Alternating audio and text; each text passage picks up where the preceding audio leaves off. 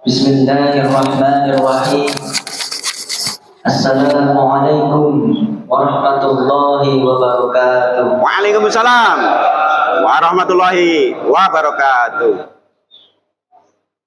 Innal hamdalillah nahmaduhu wa nasta'inuhu wa nastaghfiruh wa na'udzu billahi min shururi anfusina wa min sayyiati a'malina. Man yahdihillahu fala mudilla lahu wa man yudlil fala hadiya lahu. Asyhadu an la ilaha illallah wahdahu la syarika lahu wa asyhadu anna Muhammadan abduhu wa rasuluhu la nabiyya ba'da. Amma ba'd. Pertama-tama dan yang paling utama, marilah kita senantiasa tingkatkan, kita panjatkan puja serta puji syukur kita kehadirat Allah Subhanahu wa taala. Yang mana Allah Subhanahu wa taala telah memberikan kita berbagai macam nikmat. Di antaranya nikmat iman, nikmat Islam, dan juga nikmat sehat walafiat. Bahkan ada nikmat yang lebih besar, ada karunia Allah yang lebih besar yang telah Allah berikan kepada kita semua, kepada seluruh alam. Apa nikmat karunia yang begitu besar yang telah Allah berikan kepada kita? Nikmat, rahmat, berkah, karunia yang Allah berikan kepada kita itu, yang sangat besar itu, bukan iman, bukan Islam, tetapi nikmat, rahmat, berkah, karunia yang Allah berikan kepada kita itu ialah lahirnya baginda Nabi besar Muhammad sallallahu alaihi wasallam. Karena dari baginda Nabi besar Muhammad sallallahu alaihi wasallam lah kita memperoleh iman, kita memperoleh Islam, kita memperoleh jalan yang kebenaran, yang mana kita hari ini menempuhnya dalam kehidupan duniawi kita menuju kehidupan akhirat kita kelak. Maka dari itu tak lupa sholawat serta salam marilah senantiasa kita panjatkan kepada junjungan kita baginda alam. Kita sanjungkan kepada beliau baginda Habibuna wa Syafi'una wa Maulana Muhammad sallallahu alaihi wasallam, yang mana perjuangan beliau, hidup dan mati beliau hanya untuk umat. Perjuangan beliau dakwah untuk memajukan Islam, untuk menegakkan kebenaran, untuk memperbaiki akhlak, moralitas, peradaban yang ada dalam kehidupan umat manusia hingga saat ini, hingga yaumil qiyamah. Amin ya Rabb. Hadirin yang dimuliakan Allah Subhanahu wa taala, Al-Fakir mengajak kepada saudara sekalian, para jemaah sekalian, agar sama-sama kita senantiasa meningkatkan ketakwaan kita kepada Allah Subhanahu wa taala, yang mana dengan benar-benar menjalankan kewajibannya dan menjauhi segala larangannya. Apakah sudah kita menjalankan seluruh kewajibannya? Apakah sudah kita meninggalkan segala larangannya? Hadirin yang dimuliakan Allah Subhanahu wa taala, pada bulan ini kita sudah memasuki bulan Maulid, yaitu bulan Rabiul Awal. Bulan di mana terjadinya peristiwa agung di dalamnya. Bulan di mana Allah Subhanahu wa taala menentukan waktunya, karena waktu setelahnya itu adalah waktu-waktu yang sangat penting bagi kehidupan manusia saat itu. Di mana saat itu ketika era kegelapan, Allah Subhanahu wa taala mengirimkan ruh, meniupkan ruh kepada janin yang sangat mulia. Dan pada bulan itulah lahir baginda kita Nabi besar Muhammad Sallallahu alaihi wasallam. Maka dari itulah bulan ini menjadi bulan yang mulia. Hari kelahiran beliau, hari Senin, menjadi hari yang mulia. Kita memperingatinya, kita menyambut momentum-momentum yang sangat besar ini, yaitu Maulid Nabi Muhammad Sallallahu Alaihi Wasallam. Apa sih yang kita peroleh dari peringatan Maulid setiap tahun? Apa sih maksud tujuannya? Untuk apa sih masyarakat Muslim khususnya di tanah air kita di Indonesia ini merayakan Maulid? Untuk apa? Apa sih tujuannya? Sedangkan di dalam dalil apapun tidak ada. Bahkan sebagian para pendapat dari sahabat pengikut Ibnu Taimiyah itu tidak ada. Dan juga tidak ada yang memperingati seperti kita, tidak ada. Lalu apakah ini disebut dengan bid'ah? Lalu untuk apa kita merayakannya? Hadirin yang dimuliakan Allah Subhanahu wa taala. Maulid Nabi besar Muhammad sallallahu alaihi wasallam adalah momentum yang sangat besar. Yang mana kita harus tahu betul titik balik sejarahnya, asal muasal kenapa Maulid ini bisa terjadi dan kita rayakan. Untuk apa? Hadirin yang dimuliakan Allah Subhanahu wa taala, dahulu para sahabat dan juga para tabi'in tidak ada yang merayakan Maulid seperti kita, yaitu membaca syair-syair dan juga membaca kisah di dalam bacaan Maulid yang kita lantunkan, sebagaimana seperti Maulid Al-Barzanji, Ad-Dibai, Simtud Duror dan sebagainya. Untuk apa kita melaksanakan itu? Hadirin yang dimuliakan Allah Subhanahu wa taala, dahulu memang tidak pernah dilaksanakan. Namun seiring dengan perkembangannya waktu, Islam itu tumbuh sejak tahun 600 Masehi. Lalu terus abad ke-7, abad ke-8, abad ke-9, abad ke-10, era keemasan Islam, kekhalifahan Umayyah selesai, dilanjut ke kekhalifahan Abbasiyah, terus kekhalifahan Harun ar-Rasyid pada era Abbasiyah, dan ketika kekhalifahan Abbasiyah ini sudah berakhir, datanglah bangsa Mongol. Bangsa Mongol yang sekarang ada di Mongolia. Dahulu Genghis Khan mengirim pasukannya, pasukan Tartar namanya. Pasukan Tartar itu sudah dibekali senjata yang lebih canggih pada masanya, yaitu senjata dari bubuk mesiu. Nah, inilah bubuk mesiu pertama yang digunakan di dunia era itu hingga saat ini. Dari situ berawal. Kenapa sih bangsa Mongol bisa menguasai sepertiga dunia saat itu? Cakupan luas wilayahnya waktu itu sangat luas. Ketika bubuk mesiu ditemukan oleh bangsa Mongol, itu dengan secara cepat, hanya dalam hitungan tahun saja, mereka bisa menguasai wilayah yang sangat luas. Dari Polandia di bagian Eropa Timur, Polandia, hingga ke semenanjung Korea di bagian timurnya. Dari timur Eropa bagian barat hingga ke Korea di bagian timur. Lalu dari India hingga ke Asia Tenggara.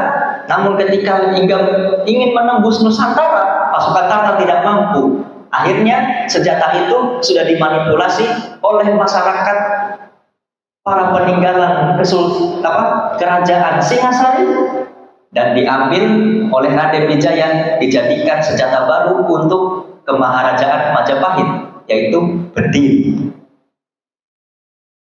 Tak cukup sampai situ, bangsa Mongol juga menguasai wilayah kekhalifahan Islam, yaitu di Baghdad waktu itu, Irak. Kekhalifahan Abbasiyah runtuh di tangan Kekaisaran Mongol. Kehebatan Mongol waktu itu tidak diragukan. Kita kalah, benar. Sejarah itu seperti itu. Kadang di atas, kadang juga di bawah. Perang memang seperti itu. Kadang menang dan juga kadang kalah. Ada masanya kita mencapai kejayaan dan ada masanya kita mengalami masa-masa yang sangat sulit. Ketika kekhalifahan Abbasiyah runtuh dijajah oleh bangsa Mongol, dahulu perpustakaan terbesar yang ada di Baghdad itu dibakar oleh bangsa Mongol. Kita tahu, bahkan kita pernah mendengar cerita, dulu kota Baghdad adalah kota sumber ilmu pengetahuan pertama di dunia. Banyak dari ulama-ulama muslim yang lahir menjadi cendekiawan-cendekiawan besar di dunia. Dari segala aspek ilmu pengetahuan, matematika, astronomi, astrologi, kimia, fisika, dan juga sebagainya, kedokteran, hingga yang lain-lainnya. Semuanya dimulai peradaban itu setelah zaman kegelapan berakhir. Itulah zaman kekhalifahan Abbasiyah, yang mana ada perpustakaan terbesar di dunia, yaitu perpustakaan Baitul Hikmah yang ada di Baghdad. Kota Baghdad adalah kota pertama dengan struktur yang sangat tertata waktu itu. Namun kota Baghdad dihancurkan oleh bangsa Mongol dan seluruh isi buku perpustakaannya itu dibuang ke sungai Efrat. Seluruh buku-bukunya, hanya buku-buku yang sempat diambil saja oleh beberapa orang, sisanya dibuang ke sungai Efrat, hingga sungai Efrat itu penuh dengan tumpukan-tumpukan kertas.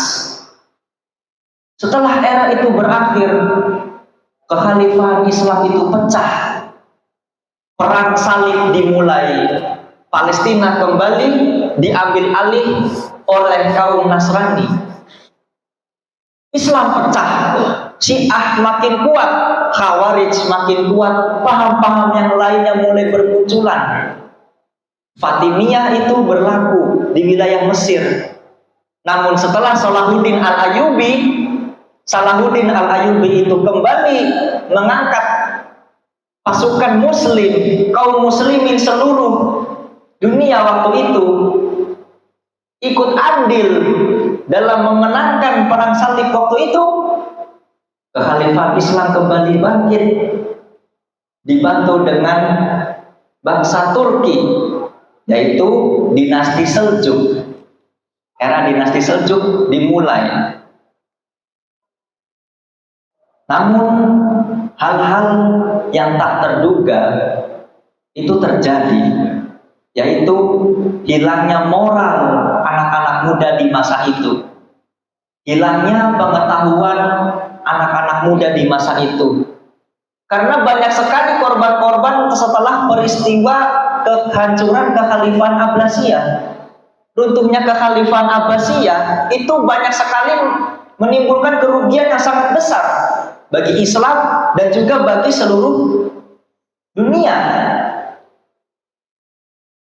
Hingga Salahuddin Al-Ayyubi mengambil kembali tampuk kekuasaan Islam, akhirnya mengajak kepada para ulama yang ada untuk mengingat-ingat kembali dan untuk mendakwahkan kembali supaya syariat Islam ini tidak hilang, supaya syariat Islam yang ini murni tidak hilang. Bagaimana caranya supaya kita mengajak umat Islam itu yang sudah mulai keluar ke sana kemari, yang sudah mulai terpecah ke sana ke sini. Bayangkan setelah Khalifah Abbasiyah ini runtuh, ada sekitar 30 kerajaan kecil-kecil yang terpecah belah di wilayah Jazirah Arab saat itu dan sekitarnya. Paham-paham terpecah belah, konspirasi muncul di mana-mana. Anak-anak mudanya sudah terlena, lupa bagaimana generasi Islam waktu itu untuk melanjutkan kembali dakwah perjuangan Islam yang telah dibawa oleh Rasulullah SAW. Sedang anak muda ketika itu sudah lupa bagaimana kisah Nabi Muhammad SAW. Akhirnya perundingan ulama itu, para ulama diajak untuk berkumpul. Bagaimana caranya supaya kita bisa berdakwah kembali, bisa mengajak kembali untuk sama-sama saling mengingatkan bagaimana awal Islam itu ada, awal Islam itu bangkit, bagaimana perjuangan dakwah Rasulullah SAW demi umat Islam ini, demi menegakkan kebenaran, demi menegakkan yang hak itu hak, yang batil itu batil. Bagaimana caranya? Akhirnya dikeluarkanlah sebuah pendapat yang sangat terkemuka waktu itu. Bagaimana jika kita berdakwah kepada generasi-generasi muda kita untuk mengajarkan maulid, yaitu merayakan maulid. Untuk apa sih merayakan maulid? Untuk itu, mengingat kembali. Karena pada saat itu lupa semuanya. Apa sih yang ada bacaan di dalam maulid? Bacaan yang tertulis di dalam maulid yang kita baca saat kita baca maulid, bacaan-bacaan itu sebenarnya ialah kisah Rasulullah SAW hidup, kisah Rasulullah SAW lahir, kisah Rasulullah SAW berdakwah. Bagaimana perjuangan beliau itu dikisahkan di dalam kitab-kitab maulid tersebut dan dituliskan dalam bentuk syair, bait, puisi, lagu, sehingga anak-anak akan senang, generasi ketika itu akan senang mendengarnya dan semangat untuk belajar. Dari situlah dakwah mulai bergerak kembali. Peringatan-peringatan yang lainnya, hari-hari momentum, hari hijrah, hari Isra Mi'raj, semuanya itu diberlakukan mulai saat itu, sehingga umat Islam mulai teringat kembali beberapa momentum-momentum dari segala kejadian-kejadian perjuangan umat Islam ketika itu dari zaman Rasulullah SAW. Untuk itulah maulid itu mulai ada. Hari ini bid'ah, tapi kalau misalkan ini tidak terrealisasikan, bagaimana nasib generasi saat itu yang sudah lupa akan sejarah, yang sudah lupa akan apa itu Islam, karena mereka terlahir sudah Islam. Bagaimana? Sedangkan era saat itu ialah era peradaban di mana Islam sedang jaya-jayanya, sehingga mereka terlena dengan harta. Maka dari itu didakwahkanlah maulid. Para ulama-ulama disebar, masing-masing ulama membuat syair-syairnya tersendiri, syair-syair maulidnya, supaya anak-anak muda ini senang membacanya, senang melantunkannya, senang untuk memuji baginda Nabi besar Muhammad Sallallahu Alaihi Wasallam, sehingga semangat jihadnya itu ada, semangat dakwahnya itu ada, semangat untuk belajar Islamnya itu ada. Generasi itu bangkit, Islam kembali bangkit, Islam kembali bersatu. Dari 30 lebih kerajaan terpecah belah setelah runtuhnya kekhalifahan Abbasiyah tahun 1200 Masehi. Sekarang 2023, tahun 1200-an Masehi waktu itu. Akhirnya kembalilah bersatu umat Islam menjadi 3 kerajaan besar, kerajaan Mughal, kerajaan Seljuk, dan kerajaan yang ada di Afrika yang beribu kota di Mesir setelah Salahuddin Al-Ayyubi, Ayyubiyah namanya. Lalu semakin itu juga dakwah terus diajarkan dengan senang, dengan gembira, dengan bahagia. Itulah bagaimana bacaan syair maulid itu disebarluaskan kepada masyarakat luas sehingga masyarakat luas semakin mengerti, semakin akan paham maksud tujuannya. Berhasillah generasi saat itu menyatu menjadi Kesultanan Turki Utsmani. Kesultanan Turki Utsmani yang mengambil alih kekhalifahan Islam saat itu setelah kekaisaran Terseljuk itu berdiri. Inilah yang menjadi bahan dakwah Islam dengan bahagia dan senang. Inilah yang menjadi momentum pertamanya. Inilah yang mengingatkan kembali generasi-generasi saat itu supaya mereka kembali ingat bagaimana perjuangan Rasulullah SAW, bagaimana lahirnya Rasulullah SAW, apa sih kisah di balik hidupnya Rasulullah SAW, untuk apa? Dari situlah kitab-kitab Maulid itu ada. Dan di dalamnya juga terdapat banyak sholawat-sholawat untuk memuji baginda Nabi besar Muhammad Sallallahu Alaihi Wasallam. Apakah berdosa kita sholawat? Tentu tidak. Bahkan Allah Subhanahu Wa Taala menyuruh kepada seluruh orang-orang yang beriman. Apa kata Allah Subhanahu Wa Taala? Ya ayyuhalladzina amanu, ya ayyuhalladzina amanu, shollu alaihi wasallimu taslima. Kenapa Allah menyuruh kita untuk bersolawat? Innallaha wa malaikatahu yusholluna 'alan nabi. Allah Subhanahu wa taala itu bersolawat menyanjung Nabi Muhammad sallallahu alaihi wasallam, Allah dan para malaikatnya. Maka dari itu, apakah kita tidak? Masa kita tidak? Maka dari itu pula lah kita diingatkan kembali, kita mengingat kembali masa lalu untuk memperbaiki diri ke masa yang akan datang. Kita mengingat kembali masa lalu, cerminan, ibarat kita membawa kendaraan, kita melihat spion untuk ke belakang, untuk melihat-lihat apa yang di belakang, untuk menghadapi apa yang ada di depan. Supaya tidak tergoyang, supaya umat Islam ini tidak terpecah belah, supaya iman, kualitas iman yang ada dalam umat Islam ini tidak goyang, tidak lemah, tidak gampang dipatahkan. Maka dari situlah diajarkan dakwah-dakwah Islam dengan cara yang menyenangkan, dengan cara yang tidak membuat orang ini bosan. Nah, dari sinilah mendapatkan ilmu, dari sinilah mendapatkan amal soleh. Hadirin yang dimuliakan Allah Subhanahu wa taala. Itulah kisah kilas balik bagaimana itu ada. Dan banyak sekali syair-syair yang menjelaskan kisah-kisah baginda Nabi besar Muhammad Sallallahu Alaihi Wasallam. Sudahkah kita meneladani Nabi kita Muhammad Sallallahu Alaihi Wasallam?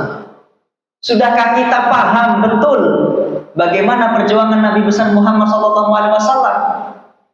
Sudahkah kita introspeksi diri kita masing-masing? Jika kita melihat diri kita, kadang kita berkeluh kesah dengan diri kita. Bagaimana perjuangan Nabi Muhammad SAW ketika itu? Kita sekarang hanya menikmati, tinggal menikmati iman dan Islamnya saja. Bagaimana perjuangan Nabi besar Muhammad SAW? Maka jika Al-Fakir melanjutkan apa yang Al-Fakir jelaskan ketika khutbah Jumat pada hari-hari yang lalu, kaifa antum idza lam ta'muru bil ma'ruf wa lam tanhau 'anil munkar? Bagaimana pendapatmu? Apa respon kamu ketika zaman kamu tiba di zaman yang mana kamu sendiri tidak mengajak kepada perbuatan baik dan juga kamu tidak mencegah dalam perbuatan buruk? Ketika melihat perbuatan yang buruk itu dibiarkan begitu saja, apa respon kita? Kaifa antum idza ta'muruna bil munkar wa tanhauna 'anil ma'ruf. Bagaimana kamu jika kamu dihadapkan dalam situasi kamu diperintahkan, bahkan orang-orang kamu sendiri memerintahkan untuk berbuat buruk, untuk berbuat kekejian, dan kamu mencegah, melarang untuk berbuat baik. Jika pada saat itu pertanyaan itu dilontarkan kepada para sahabat, sekarang kita lihat diri kita. Bayangkan jika Nabi Muhammad SAW menanyakan pertanyaan itu kepada kita. Kaifa antum? Bagaimana kamu? Apa respon kamu? Bagaimana pendapatmu? Apa yang sudah kamu lakukan? Apa sikap andil kamu jika kamu melihat perbuatan yang ma'ruf jadi mungkar, yang mungkar jadi ma'ruf? Apa yang kamu perbuat? Kaifa antum? Bagaimana kamu? Gimana respon kamu?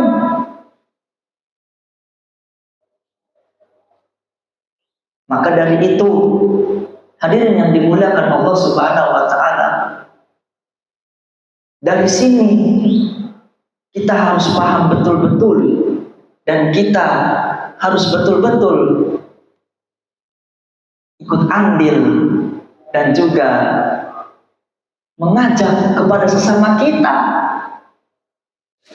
mengajak kepada semua kaum muslimin kita, semampu kita. Setiap orang mempunyai kapasitasnya masing-masing. Karena jika nanti di akhirat ditanya, kaifa antum? Apa sikapmu? Bagaimana sikapmu?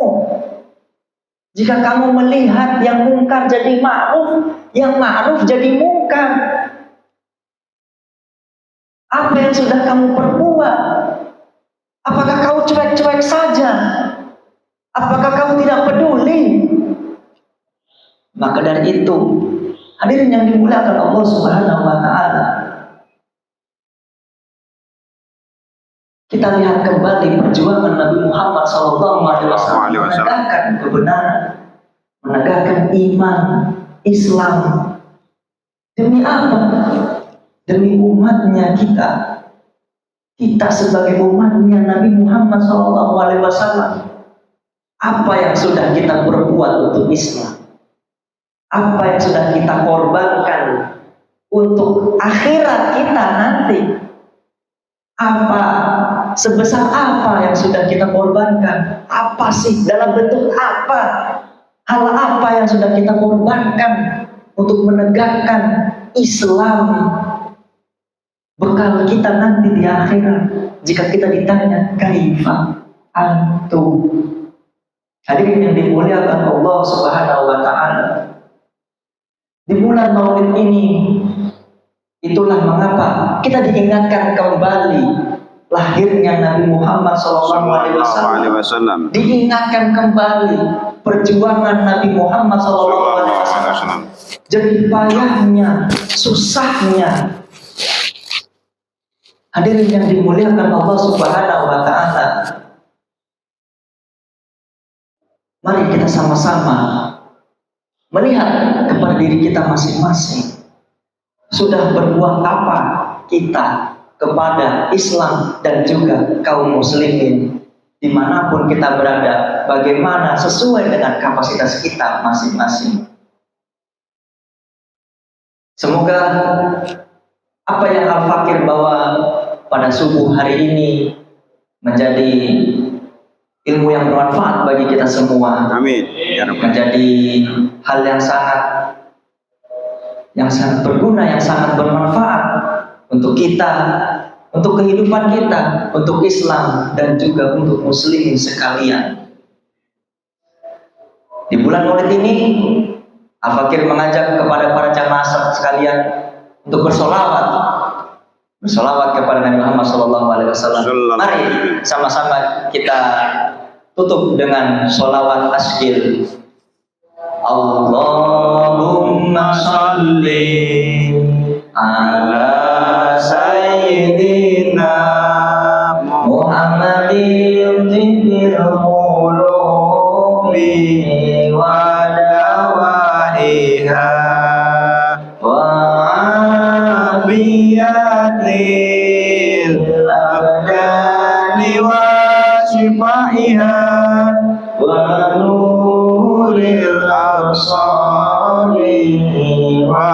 وضيائها وعلى آله وصحبه وسلم اللهم صل على سيدنا محمد وأشهد الظالمين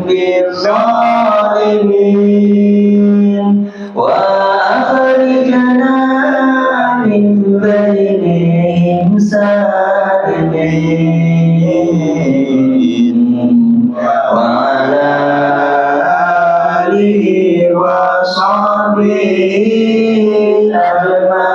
أجمعين اللهم صل على سيدنا محمد وأشهد الظالمين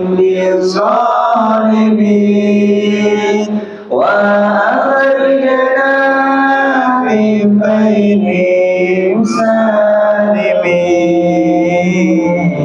سالمين وعلى آله وصحبه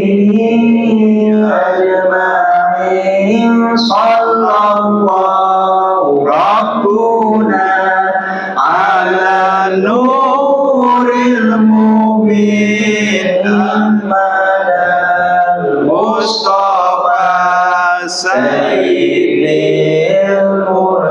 المرسلين صلى الله ربنا على نور المبين محمد المصطفى سيد المرسلين وعلى آله وصحبه أجمعين وعلى آله وصحبه أجمعين. Allahumma sholli wa sallim wa barik alaih. Kurang lebihnya Al-Fakir mohon maaf. Wabillahi taufiq wal hidayah. Wassalamualaikum warahmatullahi wabarakatuh. Waalaikumsalam warahmatullahi wabarakatuh.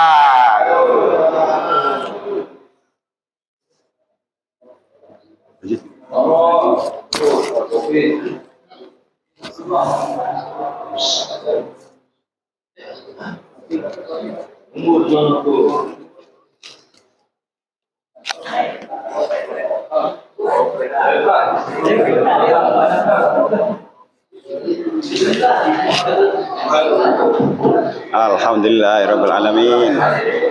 Ini dong, aduh.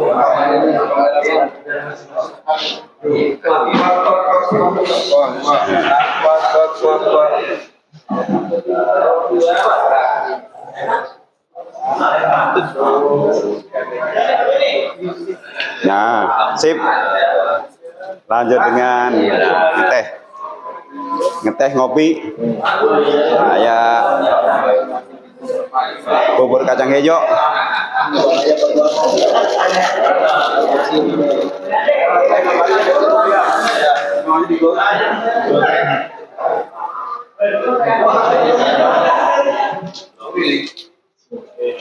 Teh manis goreng, teh manis goreng. Oh,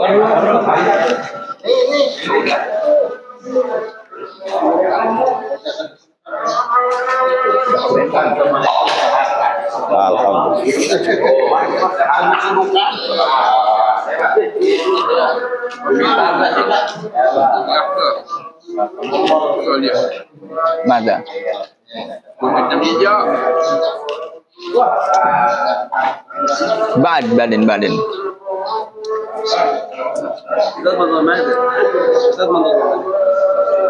Mana ada? Mantap. Pagi sedang ngopi. Alhamdulillah. Eta mah ngeteh. Luar biasa.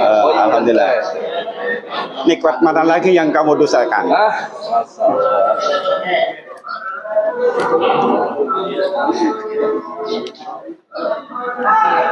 Pagi udah ayo, Ustaz, ambil. Ya, sip. Alhamdulillah. Monggo.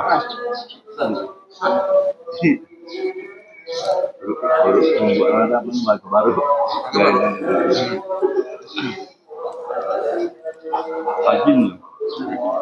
Apa, Mas? Salah aja jadi masukin jalan itu Oh. Mangga lanjutkeun. Siapa? Tadi. warga baru. Oh, patut lah.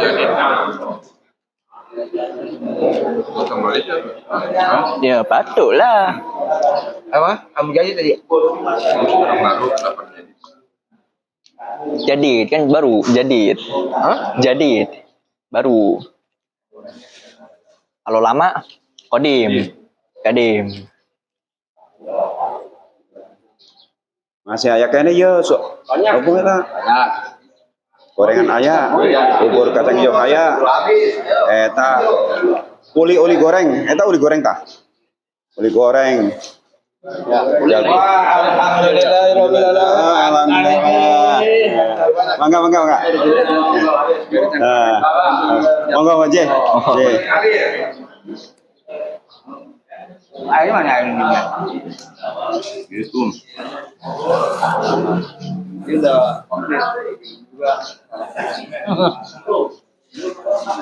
Kamera saya melulu ini ngepen ya. Dari tadi. Zoomnya langsung ke muka, wah.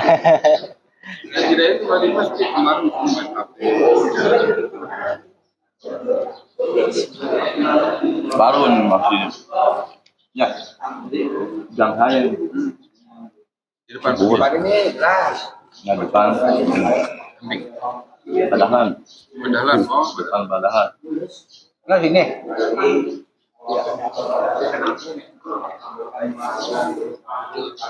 Batas kacang hijau tuh. Dulu satu. Antum tuh kalau mau ngisi ini. Hah? Iya.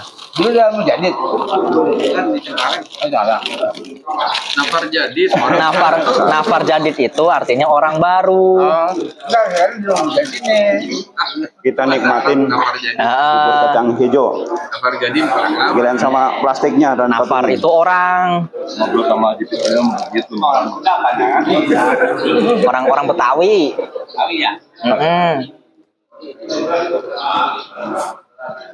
Apalagi entah ngobrol sama dia di zaman udah lupa bahasa Indonesia. Alhamdulillah ya. Mana ada.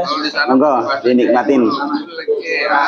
Oh, nggak ngerti, tambah nggak ngerti entar. Kalau baca Quran, waduh